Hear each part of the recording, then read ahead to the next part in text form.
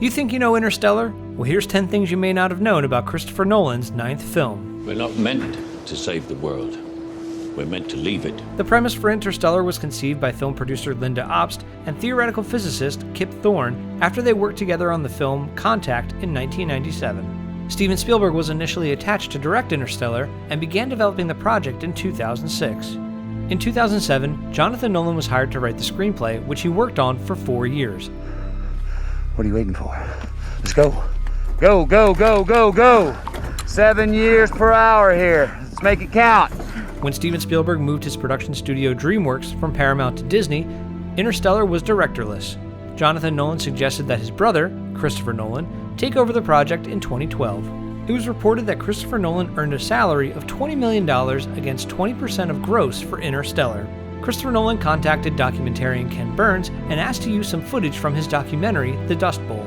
Christopher Nolan and his wife Emma Thomas have a tradition of naming the working titles of their films after their children, as well as putting them in the film. Interstellar's working title was Flora's Letter, after their daughter Flora.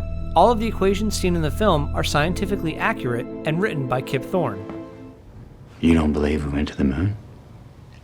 I believe it was a brilliant piece of propaganda that the Soviets bankrupted themselves, pouring resources into rockets and other useless machines.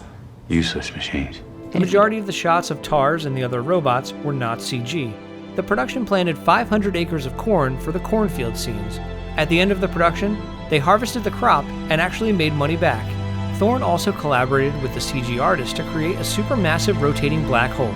It took up to 100 hours to render some of the frames and resulted in 800 terabytes of data.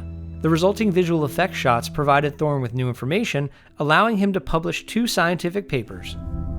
They didn't bring us here to change the past.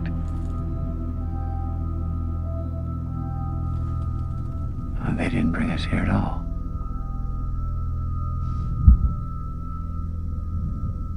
We brought ourselves. And here's a bonus one. Christopher Nolan sent composer Hans Zimmer a typewritten note with some of the themes of the film. Hans Zimmer worked on the score for 2 years, playing every note of the score. He then realized that he needed additional musicians to play more of the complex pieces. He and Christopher Nolan went to London's Temple Church to record the church's huge organ. Don't let me leave, Merv! No! No! No! No! That's it for this episode of You Think You Know Movies. Make sure to subscribe, like us on Facebook, follow us on Twitter, and get the latest movie and TV news on ScreenCrush.com.